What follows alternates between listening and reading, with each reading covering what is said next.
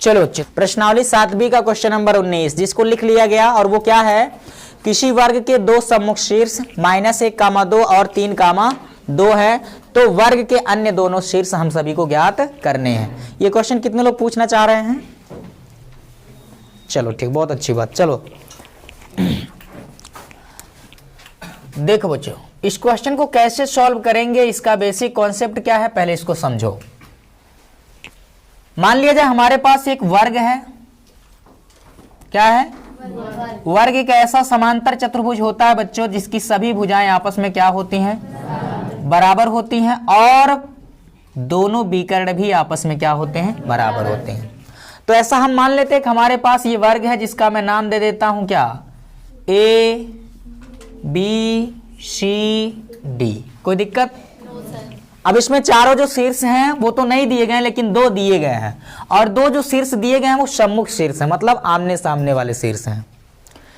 अगर D का है, एक को हम D का माने तो दूसरा वाला कौन होगा, B का।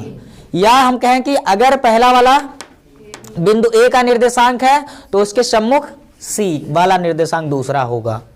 बोलो, इतनी बात समझ में आती है?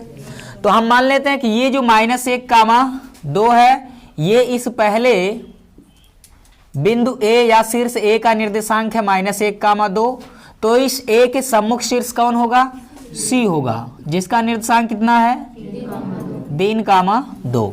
ठीक है ना बाबू? तो शेष शीर्षों B और D के निर्देशांक ही आपको क्या करने हैं, ज्ञात करने हैं। समझ में आ गया? तो अब देखो, मान लीजिए, माना एक शीर्ष, चाहे B वाला या फिर D वाला, दोनों में से कोई एक मान लीजिए आप।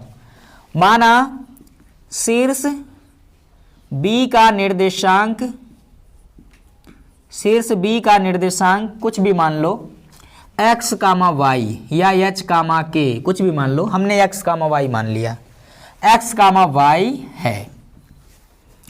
अब आपको देखना है कि किस तरह से हम लोग इस बिंदु B जिसके शीर्षों का निर्देशांक हमने मान लिया x, y, इसकी सहायता से हम लोग B का भी जो निर्देशांक होगा उसको ज्ञात करेंगे और उसके सम्मुख शीर्ष D का भी निर्देशांक ज्ञात करेंगे। बोलो, बात समझ में आ गया? अब इसका क्वेश्चन का कॉन्सेप्ट क्या है बच्चों, आपको मालूम है कि अगर ये वर्ग है तो AB की लंबाई जितना होगी उतना ही BC की, उतना ही CD की, और उतना ही DA की। बोलो, बात बराबर?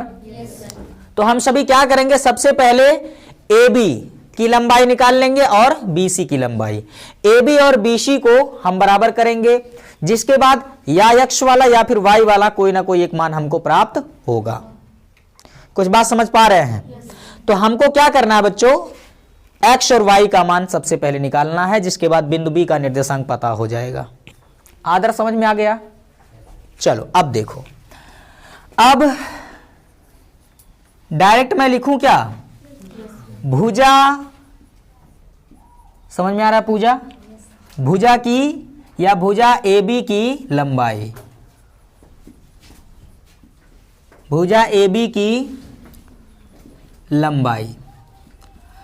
डायरेक्ट मैं लिख रहा हूं, भुजा AB की लंबाई, AB बराबर कितना होगा, A और B, दिख रहा ना, A और B, इन दोनों बिंदुओं के निर्देशांक हमको मालूम है, इन दोनों के बीच की दूरी ही AB की क्या होगी, लंबाई होगी।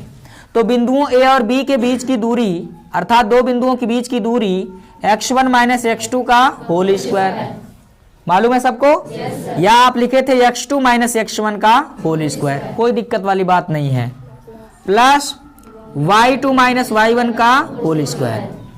यहां इन दोनों बिंदुओं में एक को हम x1 y1 और दूसरे को x2 y2 मान लेते हैं। ठीक है ना, ये हो गया हमारा x1 y1 और इसको हम कह देते हैं x2 y2। कोई दिक्कत है?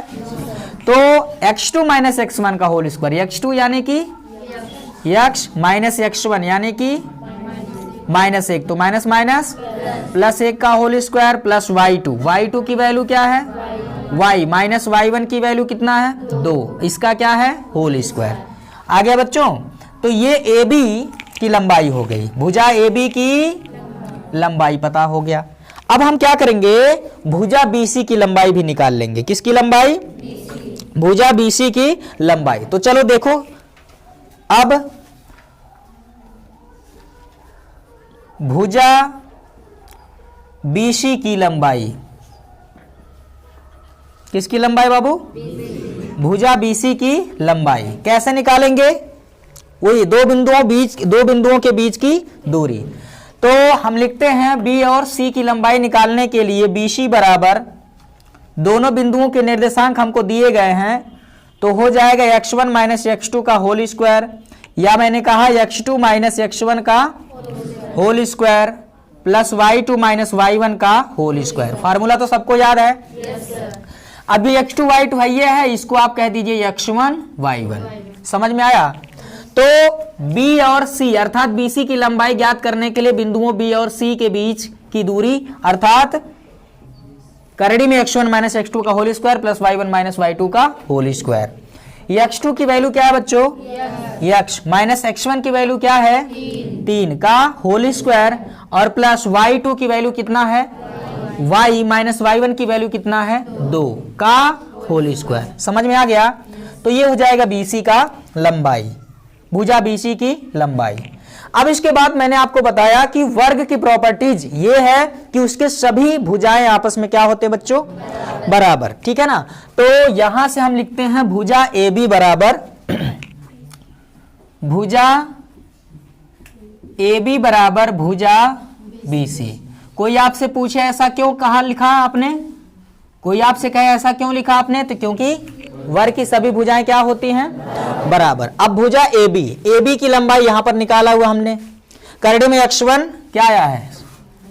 करड़ी में x प्लस 1 का होल स्क्वायर प्लस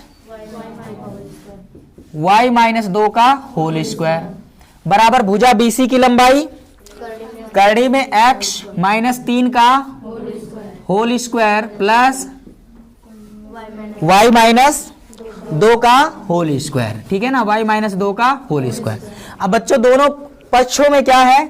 करड़ी है, यानी वर्गमूल है। तो वर्गमूल को खत्म करना है तो दोनों पक्षों का क्या करना होगा? दोनों पक्षों का वर्ग करने पर, क्या करने पर? वर्ग करेंगे तो करड़ी समाप्त हो जाएगी। क्या मिलेगा आपको?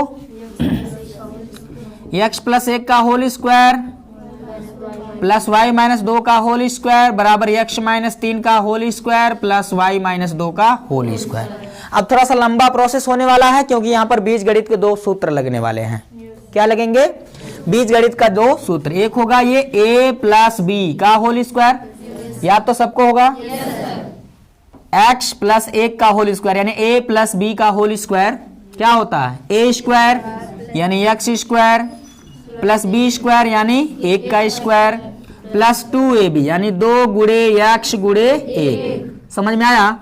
प्लस यहाँ a माइनस b का होल स्क्वायर, तो a स्क्वायर यानी y square plus b square यानी 2 स्क्वायर माइनस 2ab 2 गुणे y गुणे 2। समझ में आया सबको?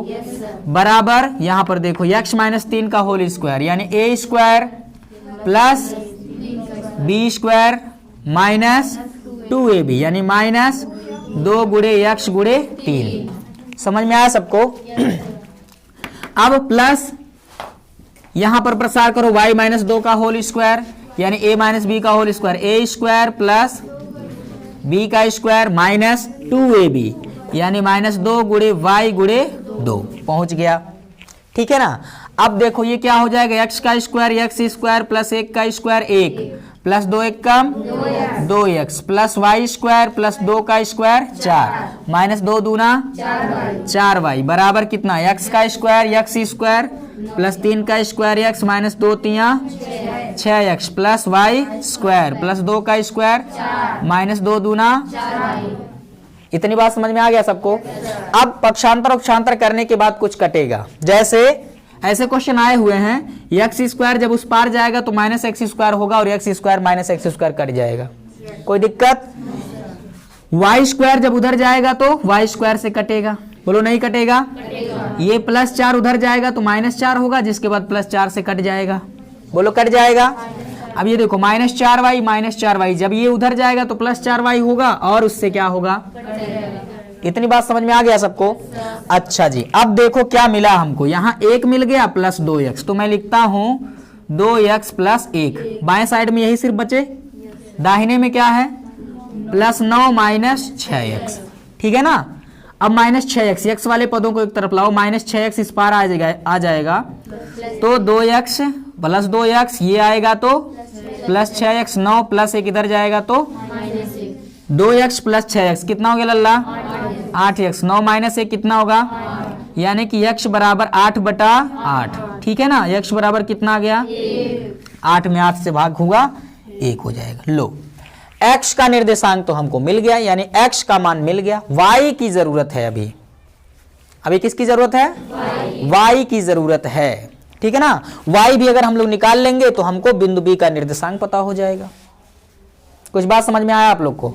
अब यहां पर थोड़ा सा आप लोग को एक चीज और ध्यान में रखना है, एक समीकरण और हम x और y के पदों में बनाए, चाहे जैसे जिसमें x आएगा तो वहां पर हम x का मान 1 रख देंगे और y का मान निकालेंगे, यानी तब तक नहीं निकलने वाला है जब तक एक समीकरण हमको ना मिले x और y के पदों में। तो एक समीकरण और प्राप्त करने के लिए आपको क्या करना पड़ेगा, यहां पर थोड़ा सा एक्स्ट्रा कॉन्सेप्ट लगाइए। क्या आप लोग जानते हैं कि वर्ग के प्रत्येक कोण कितने होते हैं, 90 अंश के होते हैं, यानी यहां पर 90 अंश का कोण होगा। अगर हम a और c को मिला दें तो यहां पर AC एक विकर्ण बनेगा। AC जो विकर्ण होगा बच्चों, विकर्ण बनने के साथ साथ यहां पर एक त्रिभुज बना है, बोलो बना है। yes, कौन सा त्रिभुज है ये, समकोण त्रिभुज पर कोई प्रमेय लागू होता है। yes, कौन सा, पाइथागोरस, ठीक है ना। जब पढ़े रहोगे तो स्टेप बाय स्टेप चीजें समझ में आएंगी। तो यहां पर आप लोग को AB BC की लंबाई तो आपको ज्ञात है, देखो AB और BC की लंबाई आपको ज्ञात है। AC की लंबाई निकाल लीजिए और 90 अंश के सामने वाली भुजा AC का स्क्वायर शेष दोनों भुजाओं के वर्गों के योगफल के बराबर होगा। यही ना अपना पाइथागोरस प्रमेय कहता है। yes, तो हम क्या करेंगे बच्चों, हमको AB और BC पता है, ज्ञात करेंगे हम AC की लंबाई, ठीक है ना। अब चलिए इतनी बात के बाद यहां छोड़ देते हैं और अब हम यहां से लिखते हैं, अब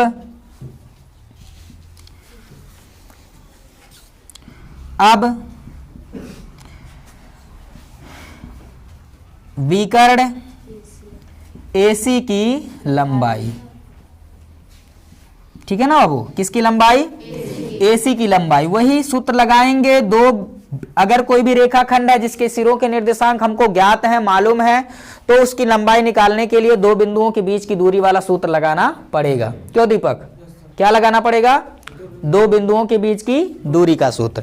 तो यहां AB लिख दिए हैं, ये AC हो जाएगा, ठीक है ना। A और C के बीच की दूरी AC बराबर वही सूत्र, दो बिंदुओं के बीच की दूरी x1 माइनस x2 का होल स्क्वायर, या आपने यहां पर लिख लिया है x2 माइनस x1 का होल स्क्वायर, कोई दिक्कत वाली बात नहीं है, ठीक है ना। y1 माइनस y2 का होल स्क्वायर, समझ में आ गया लल्ला। अब देखो जी, यहां पर ये हमने x1 y1 इसको लिखा ही है, और इसको जो x1 y1 लिखा है इसको हटा देते हैं। AC के विकर्ण की लंबाई निकालने के लिए इसको हम क्या कह देंगे, x2 y2। कोई दिक्कत है, किसी को भी आप x1 y1 और दूसरे को x2 y2 आप मान लीजिए, कोई दिक्कत वाली बात है आरिफ। तो x1 माइनस x2 का होल स्क्वायर, मैंने इसमें कहा बच्चों एक को हम x1 y1 और दूसरे वाले को हम x2 y2 मान लिए, जैसा कि हमने मान लिया और आप लोग देख भी पा रहे हैं, ठीक है ना। तो हम फटाफट मानों को रख देते हैं, ठीक है ना। चलो x1 की वैल्यू -1 रख दिया है, माइनस x2 क्या है 3 रख दिया है, इसका होल स्क्वायर, प्लस y1 क्या है बच्चों 2 रख दिया है, माइनस y2 क्या है ये भी 2 रख दिया है, इसका होल स्क्वायर कर दिया है, ठीक है ना। अब ये क्या हो जाएगा, -1 -3 -4 का होल स्क्वायर, और 2 - 2 आ जाएगा 0 0 का होल स्क्वायर। बोलो बात समझ में आ गया। तो माइनस का स्क्वायर प्लस 4 का स्क्वायर 16 और 0 का स्क्वायर 0, 0 का स्क्वायर 0, 16 में जोड़ेगा तो कोई मतलब नहीं होगा, सिर्फ 16 ही मिलेगा। 16 का वर्गमूल कितना आएगा बच्चों 4, यानी AC बराबर आ गया, बोलो कितना 4। समझ में आया सबको। विकर्ण AC की लंबाई कितना आ गई लल्ला 4, समझ में आया ना। अच्छा, अब आपको क्या करना है, समकोण त्रिभुज ABC में लगाना पड़ेगा आपको पाइथागोरस प्रमेय। बोलो क्या लगाना पड़ेगा, पाइथागोरस प्रमेय। तो यहां से थोड़ा सा स्पेस बना के मैं लिखता हूं, देखो। अब ये लाइन आप लोग को दिख रहा है, कैसे लिखना ये तो सबको आइडिया हो गया। अब समकोण त्रिभुज ए बी सी में, दिखाई दे रहा ना सबको, ये समकोण त्रिभुज है, दिखाई दे रहा बच्चों, समकोण त्रिभुज ए बी सी में, ठीक है ना। क्या होगा, ये सबसे बड़ी भुजा 90 अंश के सामने वाली सबसे बड़ी भुजा यानी कर्ण होती है, और इस कर्ण का वर्ग शेष दोनों भुजाओं के वर्गों के योगफल के बराबर, यानी ए बी का वर्ग प्लस बी सी का वर्ग बराबर होगा ए सी का वर्ग। कोई बात समझ में आया? मैं लिख दिया हूं, आगे लिख देता हूं, पाइथागोरस, ठीक है ना, कट रहा होगा तो भी कोई बात नहीं, देख लीजिए, सुन लीजिएगा आप लोग, पाइथागोरस प्रमेय से समझ में आया ना। क्या होगा बच्चों, ए बी का वर्ग दिखाई दे रहा सबको, और प्लस बी सी का वर्ग बराबर होगा सबसे बड़ी भुजा कर्ण यानी ए सी का वर्ग। बोलो बात क्लियर है? अब ए बी की लंबाई आपको मालूम है, ए बी बराबर कितना, ये रूट के अंदर यानी करड़ी के अंदर, एक लाइन 60 में कर दूं क्या, जैसे बाबू ए बी बराबर इतना आप यहां रखोगे और उसका स्क्वायर करोगे, ए बी बराबर करड़ी में ये उतना वहां रखोगे, उसका स्क्वायर करोगे तो करड़ी स्क्वायर से क्या होगा, नहीं समझे क्या? अरे यार ए बी बराबर ये इतना कोष्ठक में रखोगे उसका स्क्वायर, तो ए बी का मान जो करड़ी में आएगा स्क्वायर करने पे करड़ी क्या होगा, नहीं समझ में आया क्या? अरे यार नहीं आया समझ में, लिख दूं क्या? चलो एक लाइन, क्या कहते हैं, क्यों ऐसा गोल गोल घुमाते हैं, यक्ष टू कहां गया, यक्ष प्लस 1 का होल स्क्वायर, थोड़ा सा जगह का अभाव है इसलिए हम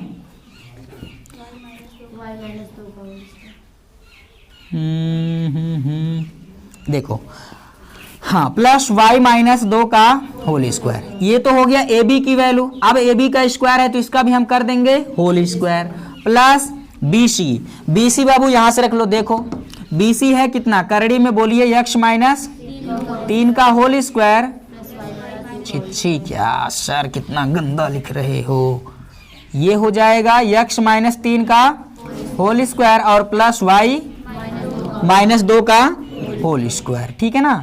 अभी ये तो हो गया किसका, ए बी सी का मान हो गया और उसका मैंने कर दिया होल स्क्वायर, ये ए बी का मान उसका होल स्क्वायर प्लस ये बी सी का मान उसका होल स्क्वायर बराबर ए सी की वैल्यू हमको पता है कितना 4, और इसका भी क्या कर देंगे होल स्क्वायर, ठीक है ना।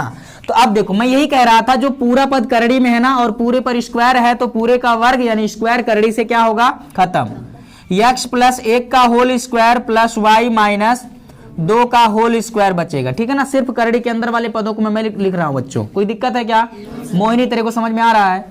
अच्छा, यहां पर यक्ष माइनस 3 का whole square plus y minus 2 का होल स्क्वायर बराबर 4 का स्क्वायर 16, ठीक ना बाबू। अब देखो यक्ष का मान तो हमको मालूम है, गोपाल दास नहीं मालूम है क्या? यक्ष का मान मालूम है, बोलो कितना है? तो यक्ष जहां है वहां पर हम चिपका देते हैं कितना 1, तो 1 प्लस 1 का होल स्क्वायर और ये y माइनस 2 का होल स्क्वायर प्लस यक्ष का मान 1 माइनस 3 का whole square plus y minus 2 का होल स्क्वायर बराबर 16। समझ में आ गया लल्ला? 1 प्लस 1 कितना होगा 2 का स्क्वायर प्लस, ठीक है ना। अच्छा जी, ये y माइनस 2 देखो यहां पर 2 बार आ गया है, देखो ये y माइनस 2 का होल स्क्वायर एक बार है प्लस y माइनस 2 का होल स्क्वायर एक बार है, तो यहां दोनों के समान चिन्ह हैं तो दोनों पद क्या होंगे जुड़ जाएंगे, जुड़ेंगे और 2 बार हो जाएगा y माइनस 2 का होल स्क्वायर। समझ में आया सबको?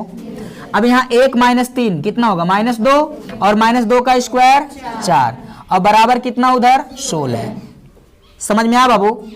अच्छा, यहाँ प्लस 4 8 होगा और वहां 16 है, ये प्लस 4 8 होगा, प्लस 8 बराबर के उस पार ले जाओ। समझ में आ गया? और यहाँ क्या बचेगा 2 और कोष्ठक में y माइनस 2 का होल स्क्वायर, ठीक है ना।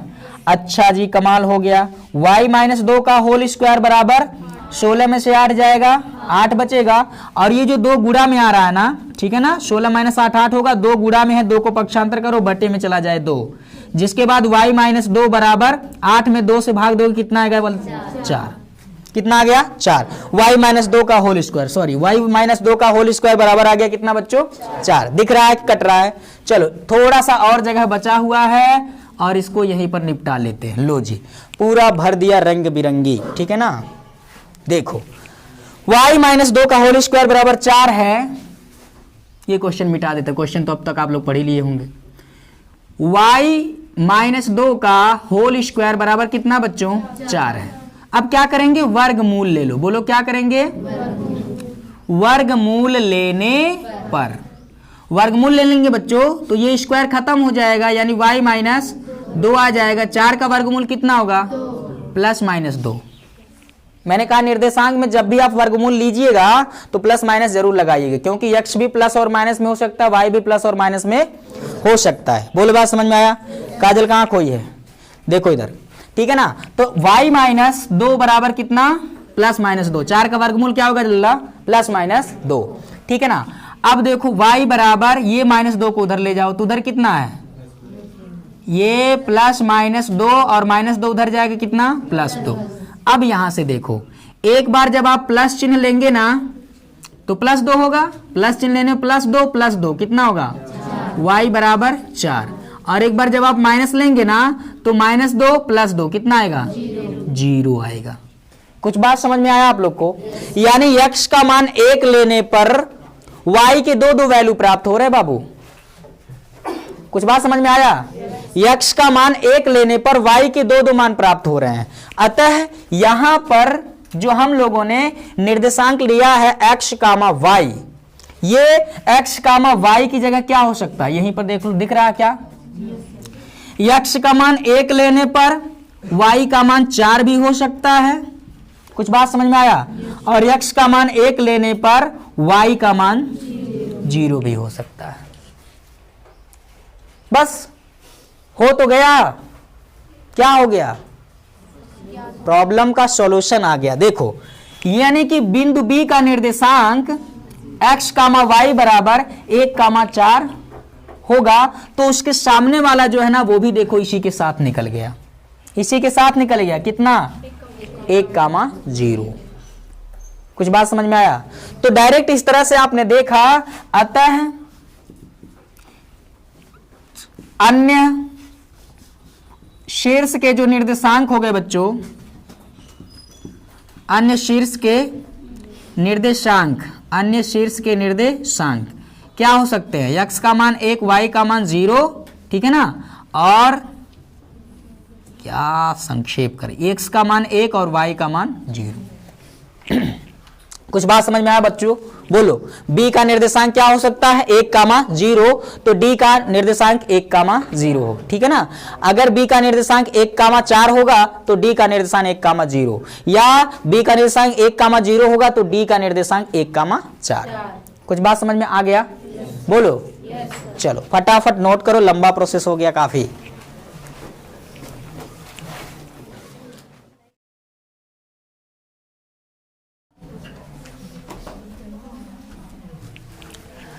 चलो बच्चों, अगला और इस प्रश्नावली का आखिरी क्वेश्चन देखते हैं, जो कि है क्वेश्चन नंबर 20।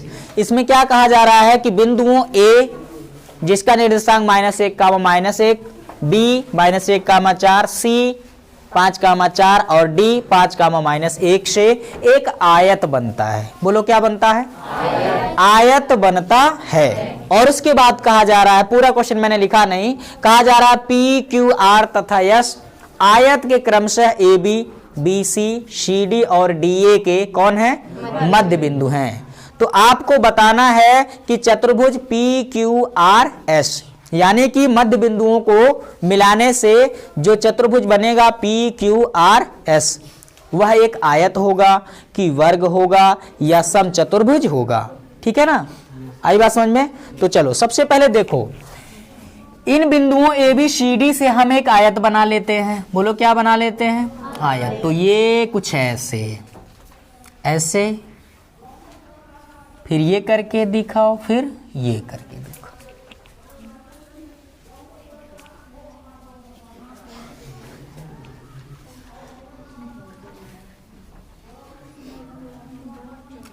ये है बच्चों, मान लिया जाए A, B, C, D, ये एक आयत है और इनके निर्देशांक दिए गए हैं।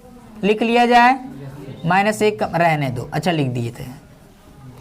-1 कामा -1, बी का निर्देशांक -1 कामा 4, सी का निर्देशांक 5 कामा 4, 5 कामा 4 और डी का निर्देशांक 5 कामा -1 है। ठीक है ना। अच्छा जी, तो ये एक आयत हो गया ABCD। ठीक है।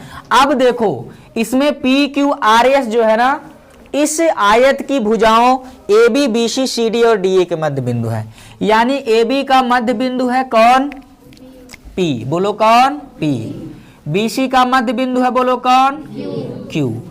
CD का मध्य बिंदु है, बोलो कौन? R। ठीक है ना। DA का मध्य बिंदु है, बोलो कौन? यस। तो हमने ऐसा मान लिया PQRS। ठीक है। और इस PQRS को मिलाने से कोई ना कोई एक चतुर्भुज बनेगा, ऐसे, फिर ऐसे, फिर ऐसे, फिर ऐसे। बोलो बना कि नहीं बना? बच्चों हमको ये बताना है कि ये जो PQRS बना है चतुर्भुज, यह आयत होगा, वर्ग होगा कि समचतुर्भुज होगा। ठीक है ना। लेकिन सबसे पहले देखो, सबसे पहले AB के मध्य बिंदु P का निर्देशांक, BC के मध्य बिंदु Q का निर्देशांक, CD का मध्य बिंदु R का निर्देशांक और DA का मध्य बिंदु S का निर्देशांक निकाल लेंगे। समझ में आया? उसके बाद हम क्या करेंगे? PQ की लंबाई, QR की लंबाई, RS की लंबाई और PS की लंबाई ज्ञात करेंगे।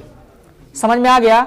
अगर चारों भुजाओं की लंबाई बराबर हो गई तो वर्ग हो सकता है या समचतुर्भुज हो सकता है, क्योंकि वर्ग के भी चारों भुजाएं बराबर होते हैं और समचतुर्भुज के भी चारों भुजाएं बराबर होते हैं। तो अगर चारों भुजाओं की लंबाई बराबर हो गई तो या तो वो वर्ग होगा या फिर आयत होगा। उसके बाद क्या नापेंगे? विकर्ण की लंबाई। क्या निकालेंगे?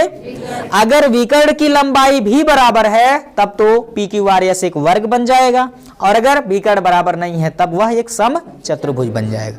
अच्छा, अगर चारों भुजाएं आपस में बराबर न होकर के सिर्फ सम्मुख भुजाएं जैसे PQRS के बराबर और QR PS के बराबर हो गया, तब वो क्या होगा? आयत होगा। क्या होगा बच्चों? ठीक है ना। चलो देखते हैं, हल करते हैं।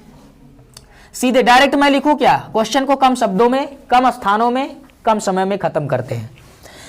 अगर A और B का मध्य बिंदु हमको निकालना है तो क्या करेंगे? x1 प्लस x2 बटा 2 कामा y1 प्लस y2 बटा 2। होता है कि नहीं होता है? अच्छा, एक निकाल देते हैं। बिंदुओं A जिसका निर्देशांक है -1 कामा -1 तथा B जिसका निर्देशांक है -1 कामा 4 के मध्य बिंदु, बोलो कौन? मध्य बिंदु कौन है? P। A और B का मध्य बिंदु कौन है बाबू? P का निर्देशांक। किसका निर्देशांक? P का निर्देशांक। और दो बिंदुओं x1 y1 तथा x2 y2 के मध्य बिंदु के निर्देशांक वाला सूत्र तो आपको अच्छे से याद होगा। याद है अंकित बाबू? चलो, दो बिंदुओं x1 y1 तथा x2 y2 के मध्य बिंदु के निर्देशांक का सूत्र क्या होता है? x1 प्लस x2 बटा कामा, यही होता है ना? अच्छा जी, अब देखो x1 y1 कौन होंगे? बिंदु A और B में। ये जो हम लोगों ने लिखा है इसको हम कह देते हैं x1 y1 और इसको हम कह देते हैं x2 y2। कोई दिक्कत वाली बात है? या हमने कहा था पहले में पहले को जोड़ो, यानी -1 -1, x का मान x1 का मान -1, x2 का मान -1 बटा में कितना? 2, y1 का मान -1, ठीक है ना, और y2 का मान +4 बटा कितना? 2। तो ये हो जाएगा बच्चों -1 -1 कितना? -2 बटा 2 और 4 + 4 -1 कितना होगा? 3, 3 बटा 2। ये 2 में 2 से भाग होगा 1, -1 कामा 3 बटे 2। तो ये आ गया बच्चों कितना? -1 कामा 3 बटा 2। समझ में आ गया? इसी प्रकार आप Q का निर्देशांक निकाल लो। डायरेक्ट मैं लिख दूं क्या? बोलो। Q का निर्देशांक देखो, पहले में पहले को जोड़ेंगे 2 से भाग। अब देखो 5 और ये -1 कितना होगा? 4 होगा। 4 में 2 से भाग करो, 2 आ जाएगा। समझ में आया कि नहीं आया? ये 4 और ये 4, 4 + 4 कितना होगा? 8 होगा। 8 में 2 से भाग करो, 4। Q का निर्देशांक निकल गया। समझ में आया बच्चों?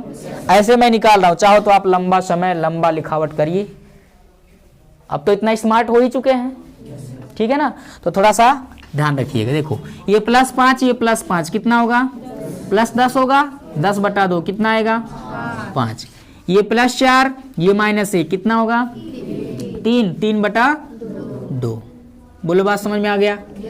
अब ऐसे ही S का निर्देशांक A और D से ये +5 ये -1, +5 -1 कितना होगा 4, 4/2 कितना आएगा 2। समझ में आया। और ये -1 ये भी -1, -1 -1 -2 का आधा -1 लो। ठीक है ना। तो बिंदुओं P Q R S के निर्देशांक निकल गए। अब आपको PQ की लंबाई निकालनी है, QR की लंबाई, RS की लंबाई, PS की लंबाई। तो निकालते हैं। चलिए देखिए अब तो इसी प्रकार हमने यहां पर नहीं लिखा, चलो छोड़ देते हैं। इसी प्रकार अब देखो, अब क्या करेंगे लल्ला, PQ की लंबाई, भुजा PQ की क्या निकालेंगे लंबाई। ठीक है ना। भुजा PQ की लंबाई कैसे निकालेंगे, PQ बराबर दो बिंदुओं के बीच की दूरी। P का निर्देशांक आपको मालूम है, Q का निर्देशांक भी आपको मालूम है। दो बिंदुओं P और Q मतलब रेखाखंड PQ की लंबाई आप निकाल सकते हो जब उनके सिरों के निर्देशांक आपको मालूम है। एक को x1 y1 दूसरे को x2 y2, और सूत्र लगा दीजिए दो बिंदुओं के बीच की दूरी जो कि कितना होता है कर्ण में x1 - x2 का whole square plus y2 - y1 का तो डायरेक्ट मैं लिखता हूं x1 - x2 का whole square plus y1 - y2 का होल स्क्वायर। समझ में आ गया बाबू। अच्छा जी, अब देखिए क्या करेंगे। अब इसमें एक को x1 y1 मान लो, मान लिया इसको x1 y1 और इसको x2 y2। बार बार लिखना पड़ रहा है, ऐसे तमाम क्वेश्चन आप लोगों ने हल कर लिया अब तक, तो इसमें आप लोग को पारंगत हासिल हो जानी चाहिए थी। जिन बच्चों ने क्वेश्चन को सॉल्व किया है, हल किया है, उनको ये बेहतर से मालूम है कि आगे बेसिकली होने क्या वाला है। चलो बच्चों रखते हैं x1 की वैल्यू -1 माइनस x2 की वैल्यू कहां गया, ये x2 की वैल्यू 2 का होल स्क्वायर प्लस y1 की वैल्यू 3/2, उसमें से घटाएंगे y2 की वैल्यू 4 का होल स्क्वायर। ठीक है, नीचे दिख रहा है। चलो एक आध लाइन और चिपका देते हैं। -1 - 2 कितना होगा -3 का होल स्क्वायर, और यहाँ पर कितना जाएगा बच्चों, देखो 2 का 4 में गुणा करेंगे 2 चौके 8 हो जाएगा, -8 आएगा ना, ये माइनस है, 2 चौके 8, -8 + 3 कितना होगा, ये ऊपर +3 है ना, 2 चौके -8, -8 और 3, -8 3, -8 + 3 कितना होगा 5 होगा, -5 होगा ना, तो यह आ जाएगा -5 और बटे में कितना है 2 का होल स्क्वायर। तो अभी यहां से लिखता हूं मैं, देखिए भुजा PQ की लंबाई बराबर आ गया है लल्ला -3 का स्क्वायर 9 होगा और प्लस -5/2 का, 5 का स्क्वायर 25/2 का स्क्वायर तो 25/, समझ में आ गया। तो यह आ जाएगा PQ की लंबाई, ठीक है ना, 9 चौके 36, 36 और 25 क्या हो जी, हरिंद्र कुछ कहे हो, 36 बोला है। हाँ तो 4 9 36, 36 + 25 कितना हो जाएगा, कितना 61/4। अब बच्चों 61 का वर्गमूल तो एक पूर्ण संख्या नहीं होगी, लेकिन बटे में 4 का वर्गमूल होगा, कितना 2, तो चाहो तो इतना रहने दो या फिर लिख देते हैं ऊपर से 4 का वर्गमूल 2 और करड़े में कितना 61। इतना आ गया बाबू PQ की लंबाई, समझ गए, PQ की लंबाई। ऐसे ही आपको QR की लंबाई, अब लिखते हैं QR की लंबाई, किसकी लंबाई लल्ला, QR की लंबाई, समझ में आ गया, QR की लंबाई। अब देखो यहां पर एक सेंस हम लोग लगा लेंगे, अगर PQ की संगत भुजा QR की लंबाई भी कहीं इसके बराबर आ गया तब तो समचतुर्भुज या आयत में से कोई, समचतुर्भुज या वर्ग में से कोई होगा। आयत होगा तो ये दोनों बराबर नहीं हो सकते, तो हम सीधे कह देंगे आयत है, लेकिन पूरा हल करके कहना है आप लोग को। देखिए अब QR की लंबाई, QR बराबर वही दो बिंदुओं के बीच की दूरी x1 - x2 का whole square plus y1 - y2 का होल स्क्वायर। अभी ये आ जाएगा बच्चा लोग कितना, अब देखो QR के लिए इसको x2 y2 लिखे हैं, हम इसको लिख देते हैं x1 y1, x1 y1, कोई दिक्कत। तो x1 की वैल्यू यहाँ 5 माइनस x2 की वैल्यू कितना 2 का होल स्क्वायर प्लस y1 की वैल्यू यहाँ 3/2 माइनस y2 की वैल्यू कितना 4, मेरे ख्याल से वही आ रहा है कुछ, तो यह आ जाएगा 5 माइनस 2 3 का होल स्क्वायर, और यहाँ 2 चौक के 8, वही कंडीशन आ रहा है कितना, 2 चौक के 8 माइनस 8 प्लस 3 कितना होगा, -5/2 का होल स्क्वायर। बोलो बात समझ में आया बाबू? तो ये आ रहा है कितना, -3 का स्क्वायर 9, -5 का स्क्वायर 25/2 का स्क्वायर 4, 4 9 36, 36 प्लस 25 कितना हो जाएगा, 61। बोलो कितना आ जाएगा, 61/4। फिर वही 1/4 का वर्गमूल 2, करड़ी में कितना, 61। तो यहां से एक चीज तो हमको अच्छे से मालूम हो जाना चाहिए। अब वो क्या चीज है जरा देखो। PQ की लंबाई बाबू आ गया है जितना, PQ की लंबाई 1/2 करड़ी में 61, QR की लंबाई भी 1/2 करड़ी में 61। समझ में आ गया? अब QR की लंबाई निकालो तो वो भी उतना आएगा। देखो 5 में से 2 जाएगा, 3 का स्क्वायर 9 आएगा, और 3/2 में से घटाएंगे किसको, -1 को, तो माइनस माइनस प्लस 1 होगा। तो 2 1 कम 2 प्लस 1 2 प्लस 3 कितना, 5, 5/2 का स्क्वायर, फिर वही आएगा 25/4। कुछ बात समझ में आ रहा है? तो यहां से अनुभव से ये मालूम होता है, आप लोग निकाल लीजिएगा, कोई दिक्कत है? इसी प्रकार मैं लिख देता हूं, इसी प्रकार आप लोग निकालेंगे RS की लंबाई, किसकी लल्ला, RS की लंबाई भी 1/2 करड़ी में 61, तथा PS की लंबाई, किसकी लंबाई, PS की लंबाई भी 1/2 करड़ी में 61 होगा। कुछ बात समझ में आया बाबू? तो यहां से एक चीज आप लोग को मालूम हो गया अच्छे से कि PQ की लंबाई है ना, QR की लंबाई, RS की लंबाई तथा SP या PS की लंबाई, ये चारों आपस में क्या है बाबू, बराबर। मतलब आयत के भुजाओं के मध्य बिंदुओं को मिलाने से बना हुआ है जो आपका चतुर्भुज, इसमें चारों भुजाओं की लंबाई आपस में क्या है, बराबर। तो अब चारों भुजाओं की लंबाई अगर बराबर है तो वर्ग भी हो सकता है, समचतुर्भुज भी हो सकता है। अब निर्भर करेगा विकर्ण पर, किस पर निर्भर करेगा, अगर विकर्ण भी बराबर आ गए तब तो ये वर्ग होगा, विकर्ण बराबर नहीं है तो सम चतुर्भुज होगा। तो आइए विकर्ण की लंबाई निकालते हैं, इसकी और इसकी। तो अब हम देखते हैं क्या, विकर्ण जिसकी लंबाई क्या है बाबू, PR की लंबाई, दिखाई दे रहा है सबको, विकर्ण PR की लंबाई, PR की लंबाई PR बराबर करड़ी में वही x1 माइनस x2 का whole square plus y1 minus y2 का बोलो क्या, होल स्क्वायर। समझ में आया ना? आइए PR के लिए x1 y1 मान लेते हैं। ये देखो P x1 y1 है और इसको मिटा करके मैं कह देता हूं x2 y2। कोई दिक्कत है बाबू? नहीं। PR बराबर यहां पर मिल जाएगा x1 की वैल्यू, इसमें देखो x1 की वैल्यू यहां -1, उसमें से घटाएंगे ये 5 को, ठीक है ना, समझ गए, का होल स्क्वायर कर देंगे प्लस y1 यानी 3/2, और उसमें से घटा लेंगे दूसरे यानी 3/2, इसको होल स्क्वायर। ठीक है, तो इस तरह से आ जाएगा -1 -5 -6 का होल स्क्वायर, और 3/2 प्लस में 3/2 माइनस में, ये घट के क्या हो जाएंगे, 0 का होल स्क्वायर। ठीक है ना, माइनस का स्क्वायर प्लस 6 का स्क्वायर 36, और प्लस 0 का स्क्वायर 0। 36 में 0 जोड़ोगे बच्चों 36 होगा, करड़ी में 36 आएगा, 36 का वर्गमूल कितना आ जाएगा, लो जी, PR की लंबाई हो जाएगी 6 यूनिट। कितना, विकर्ण PR की लंबाई कितना हो गया बाबू, 6 यूनिट। ठीक है ना, अब इसकी लंबाई भी निकाल लिए, अब हम इसकी लंबाई निकाल लेते हैं, किसकी लंबाई, QS की लंबाई। अब QS चिच्ची, QS की लंबाई, किसकी लंबाई बाबू, QS की लंबाई कैसे निकालेंगे, QS की लंबाई, QS बराबर वही दो बिंदुओं के बीच की दूरी, x1 माइनस x2 का होल स्क्वायर। डायरेक्ट लिख देता हूं, देखो कैसे करते हैं, x1 माइनस x2 यानी पहले में से पहले को घटाएंगे उसका होल स्क्वायर।